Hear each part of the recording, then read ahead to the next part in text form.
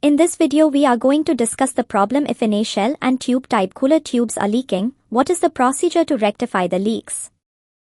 Before jumping to any conclusions, it is prudent to check where the leaks are from. It could be from the breach on the tube, a hole etc., or from the origination of small gaps between the tube plate and the expanded portion of the tube.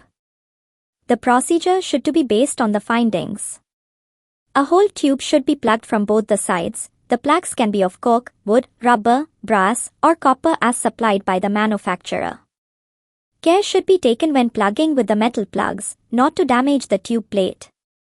If the leaks are from the gaps between the tube plate and the tubes, slight flaring of the tube may help preventing the leaks. However, this flaring, if excessive, will damage the tube plate and also the tube itself.